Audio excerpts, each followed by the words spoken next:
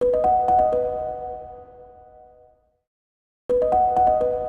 Friends, நம்ம இன்றைக்கி உருளைக்கிழங்கு கிரேவி பார்க்க போகிறோம். அதுக்கு 2 உருளைக்கிழங்கு நல்லா வேக வச்சு நல்லா மசிச்சு எடுத்து வச்சுக்கோங்க. இப்போ ஒரு பேனில் எண்ணெய் ஊற்றிக்கோங்க. எண்ணெய் காஞ்சோடனே நம்ம இது கூட கடுகு, சீரகம், சோம்பு போட்டுக்கோங்க. இது நல்லா பொரியட்டும். இப்போ நல்லா பொரியுது. இப்போ நம்ம இது கூடயே கட் பண்ணி வச்சுருக்க ஒரு பல்லாரி வெங்காயத்தை போட்டுக்கோங்க. இப்போ நம்ம வெங்காயம் போட்டாச்சு. வெங்காயம் போட்டு நல்லா வதக்கிக்கோங்க.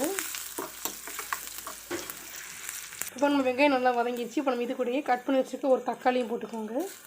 இப்போ நம்ம தக்காளி போட்டாச்சு. இப்போ நம்ம இது கூடயே தேவையான அளவு உப்பு போட்டுக்கோங்க. உப்பு போட்டுட்டு இப்படி வெங்காயம் தக்காளியே நல்லா இப்படி வதக்கிக்கோங்க. வெங்காயம் தக்காளி நல்லா வதங்கட்டும். அப்படி வதங்க பிறகு பார்க்கலாம்.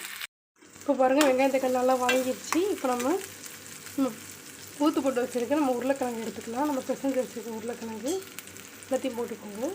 இப்போ நம்ம உருளைக்கிழங்கு போட்டாச்சு. உருளைக்கிழங்கு போட்டு பிளேஸ் போட்டு மிக்ஸ் பண்ணிக்கோங்க. இப்போ நம்ம மிக்ஸ் பண்ணியாச்சு. இப்போ நம்ம இது கூட பொடிகள் போட்டுக்கலாம். 1 ஸ்பூன் சீரகப்பொடி போட்டுக்கோங்க. 1.5 spoon மல்லிப்பொடி, 1/2 spoon வத்தப்பொடி, 1 spoon garam masala.